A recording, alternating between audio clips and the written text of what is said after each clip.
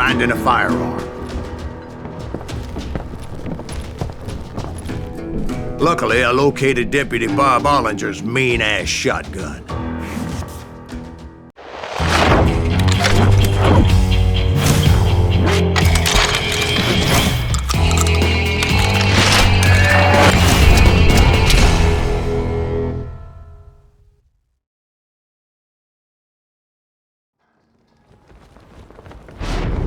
I saw Billy through the window, and he yelled that I should take to the rooftops to make my escape. So I did. Anybody see Billy? The kids' escape raised a huge ruckus. Hell yeah, that scattergun was like a double-barreled howitzer. It could blow a man clear off his feet. You hardly had to aim the damn thing. Guards were everywhere looking for him. Can't let the kid get away!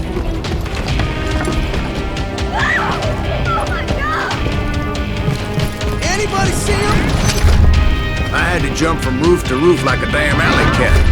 I followed the planks where I could, but some of that wood was slippery as hell. The whole town was up in arms. Suddenly, I was a fugitive. How the hell did the kid escape? Garrett's gonna kick our ass! So that bastard you were after, what did he do? He did me and my family a grievous harm. But I knew if I was ever gonna find him, I would need to get my ever-loving ass out of there.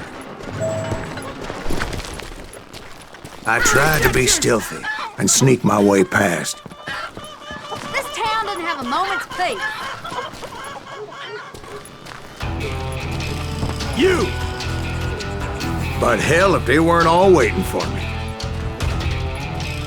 Apparently, some of them thought I was Billy. He's in town somewhere! See, me and the kid shared a certain similarity in build and coloring. I was just glad I had Deputy Bob's mean-ass shotgun.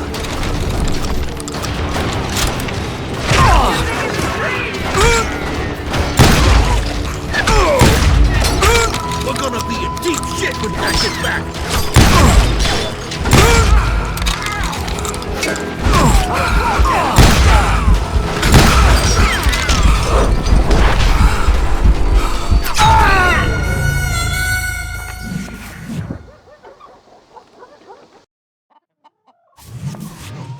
Get the windows, lock the doors! Off the street!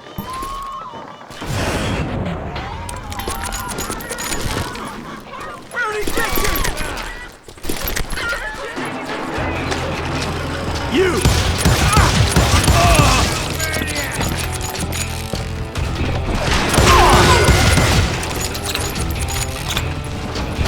I'm ending you!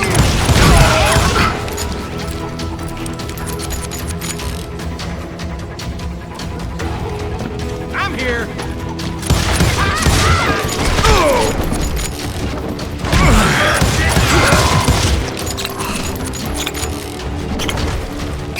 Had enough? They're shooting in the street!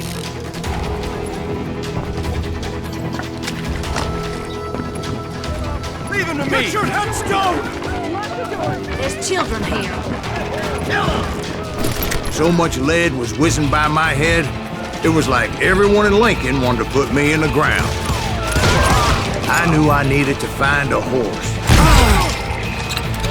Though I never did have a great fondness for those four-legged grass eaters. Smelly, sweaty, ungrateful beasts. We prize them too high, if you ask me. Let's do this!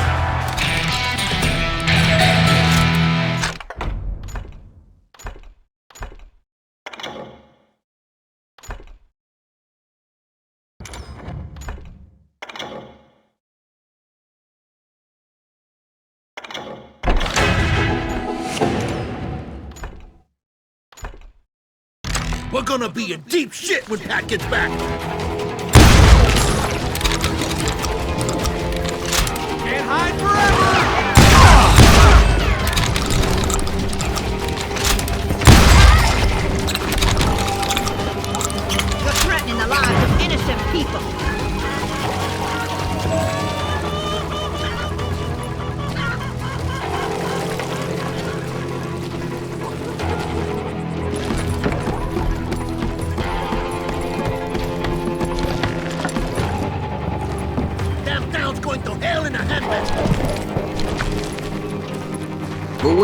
kid while you were busy getting shot at. Gone. And that's when it occurred to me why Billy set me free.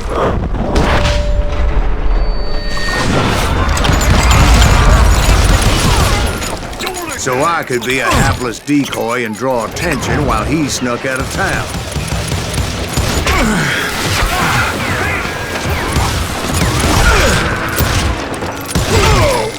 I knew if I made it out of there in one piece, no one would put a price on my head.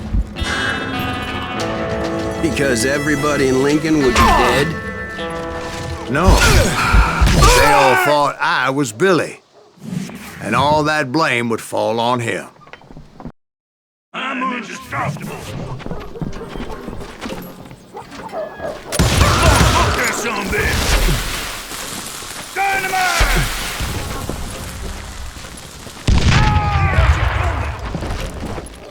Blink him.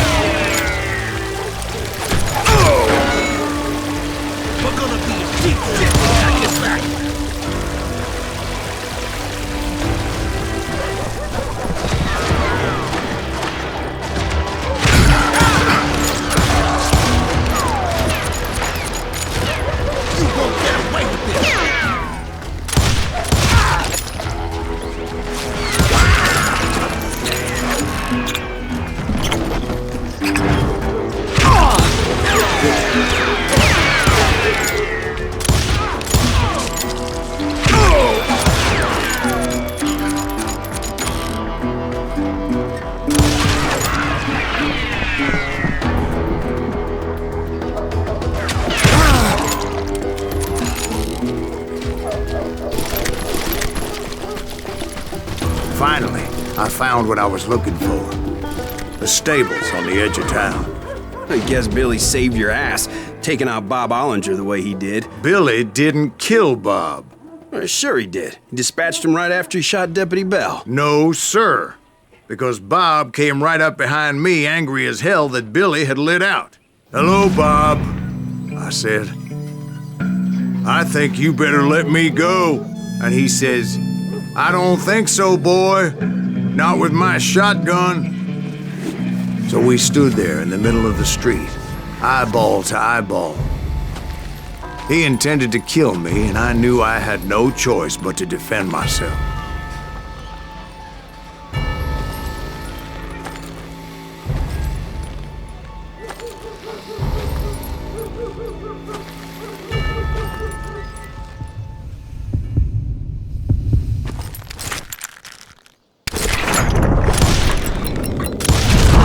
I killed him in a fair fight.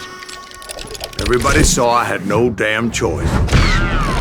Well, Lincoln got a mite depopulated that day. Pat Garrett gunned down Billy 3 months later. So where'd you go after Lincoln? Mexico. Until I realized nobody was looking for me. I ended up taking a job at the Rurales. The Mexican Rurales? I was hired to help them track down the cowboys. The most vicious outlaw gang in Cochise County? Curly Bill Brocious? Johnny Ringo? Led by old man Clanton himself. They must have paid you a pretty penny to take them hombres on. Not really. But truth be told, I had my own reasons for going after those boys.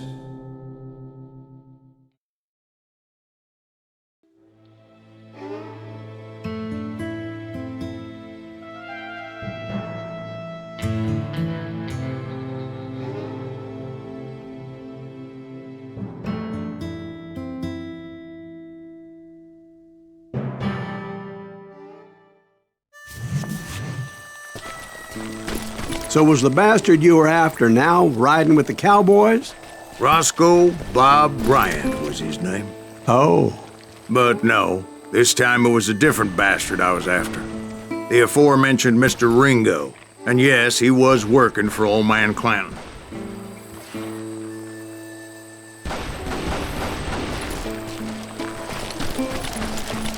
Where's he going? I came upon them robbing a stagecoach, which wasn't surprising, being they were such murderous thieves and bastards.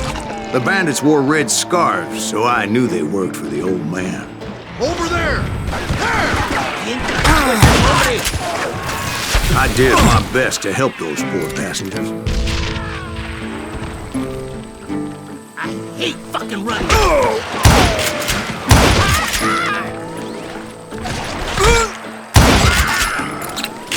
Moments later, the attackers were dead, and I checked the stagecoach to see how many passengers were still breathing. None. It was then I wondered if the rocks weren't hiding more bandits. Was that all of them? Or did I just hit the rear guard? I quickly got my answer. They attacked from on high like Apaches often did. They would appear in great numbers from above and rain down lead on their hapless enemies' heads, making use of the high ground, whatever else they had. Yep, the Apaches always appeared out of nowhere, and there never seemed to be an end to them. Hold on. Were you attacked by Apaches? What happened to the cowboys? Did I say they were Apaches? I said Clanton's cowboys attacked me Apache style. I was in a pitched battle, but I was holding my own against an overwhelming enemy force. Can't outrun a bullet! See, at the time, I was still pretty green and would often blunder into regrettable situations. But I just kept shooting at anything I could see up in those damn rocks. I didn't see Ringo, but I knew he was with the cowboys. He and Roscoe Bob had done me a dreadful wrong, and I was determined to have my revenge.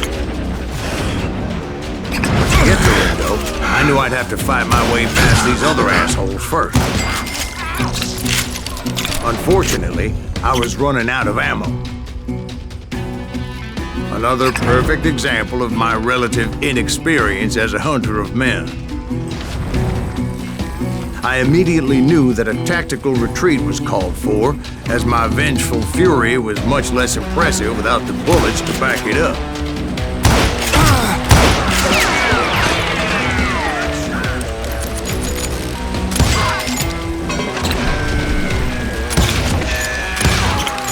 Finally, they managed to corner me. Trapped as I was, the odds of my survival seemed pretty slim.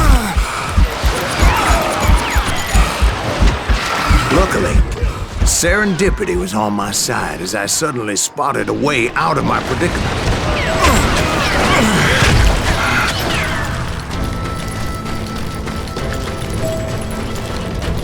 I ran ahead as if the devil himself was after me. Bullets were whizzing by my ears, but I wasn't about to roll over and die. I just kept running like there was no tomorrow. Because there wouldn't be if Clanton and his men caught up with me. As I was scurrying around those caves, I thought, what was I thinking, going up against a gang like this? Nowhere to run. I just kept running, not knowing where the hell I was going. And that's when something miraculous happened. Like manna from heaven, I found the desiccated remains of what looked like an Apache warrior. The old weapon next to him supplied me with some much-needed ammunition.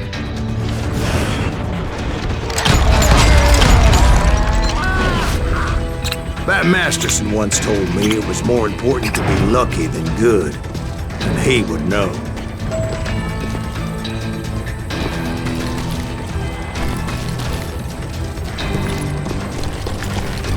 And imagine my surprise when I found a fistful of dynamite to go along with that ammo. That stroke of good fortune evened the odds and bolstered my confidence. It was time to turn the tables. Time for the prey to become the predator. Time for the hunted to become the hunter. Time. All right, Jesus, we get it. They were right where you wanted them. That's right, Jack. I was done running. And the old man's boys were not expecting that. No, sir. It was finally time for that old man to pay for his sins.